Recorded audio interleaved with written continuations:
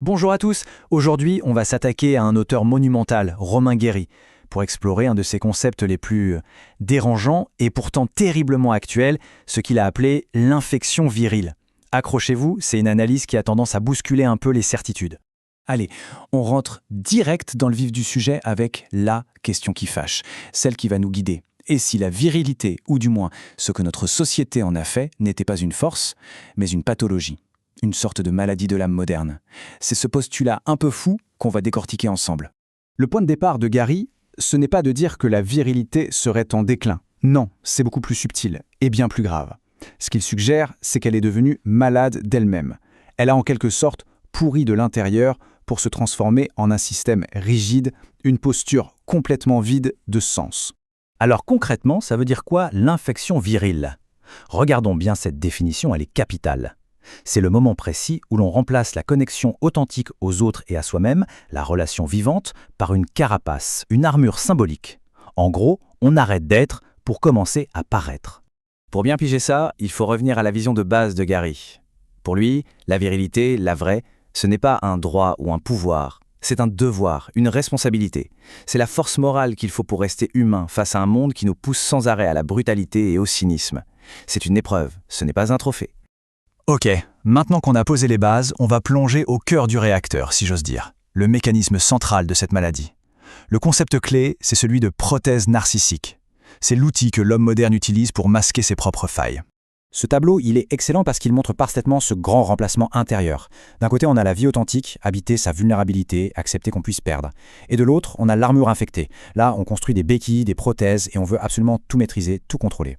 On comprend donc bien que cette virilité malade n'est plus une force qui vient de l'intérieur. Elle devient un appareil externe, un accessoire. C'est une armature qu'on enfile pour soutenir une identité qui n'est plus sûre d'elle-même, un véritable exosquelette pour l'âme. Et attention, cette prothèse, ce n'est pas juste une idée abstraite. Elle prend des formes très concrètes dans nos vies. Le pouvoir, bien sûr, qu'il soit politique ou en entreprise. L'obsession de la performance, au travail comme dans l'intimité. Les idéologies bien rigides qui donnent des certitudes faciles. Et évidemment, la domination de l'autre pour se sentir exister. Ah, cette citation, elle est juste parfaite pour tout résumer. Un exosquelette psychique. L'image est incroyable, non? C'est une structure qui vient de l'extérieur pour donner une illusion de force, alors qu'à l'intérieur, tout est sur le point de s'effondrer. Ce n'est pas un signe de force, c'est la compensation d'une immense fragilité. Bon, maintenant passons à la suite logique. Comment est-ce que cette pathologie individuelle se propage pour contaminer toute la société? On va voir que les symptômes, en fait, ils se manifestent à absolument toutes les échelles. Au niveau de la personne, les dérives sont claires, l'autorité devient creuse, sans aucune sagesse intérieure. La domination est justifiée au nom de la force, tout simplement. L'efficacité devient froide, déshumanisée. Et surtout, il y a ce refus maladif de toute forme de vulnérabilité qui est vue comme une faiblesse insupportable. Et voilà le point de bascule, le moment crucial. L'angoisse de l'individu, sa peur de l'effondrement, eh bien elle ne disparaît pas. Elle est transformée, elle est canalisée et elle est recyclée en violence collective. C'est ça qui est terrible. La fragilité personnelle devient le carburant de la brutalité du groupe.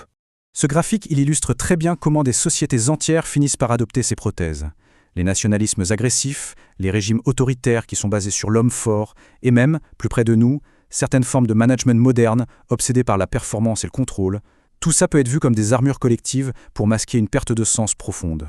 Alors, face à ce diagnostic plutôt sombre, est-ce qu'on est condamné? Pas forcément. Gary propose un antidote, une voie de désinfection, et cette voie, c'est une éthique de la fragilité. C'est un retournement complet de nos valeurs.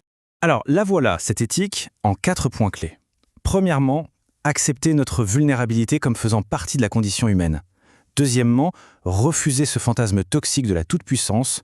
Troisièmement, préserver la capacité d'aimer sans chercher à posséder l'autre. Et enfin, le plus difficile peut-être, demeurer fidèle à une certaine idée de l'humain, même quand tout nous pousse au contraire. Le point crucial, il est donc là. Gary redéfinit complètement la virilité. La véritable force, ce n'est plus celle qui domine, mais celle qui supporte.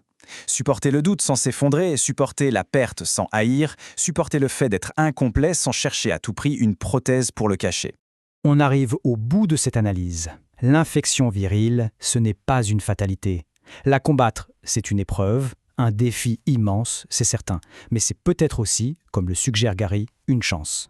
Je crois qu'il est pertinent de finir sur cette question de Gary qui résonne de manière terrible aujourd'hui. Quand la virilité n'est plus qu'une posture, une performance, un masque, qu'est-ce qu'il reste de notre humanité derrière? L'idée finale, c'est peut-être celle-ci. Cesser de voir la virilité comme un problème à résoudre pour la redécouvrir comme une épreuve à traverser. Une épreuve personnelle et collective qui détient peut-être en son cœur la chance de réinventer ce que signifie être humain. Merci d'avoir suivi cette analyse.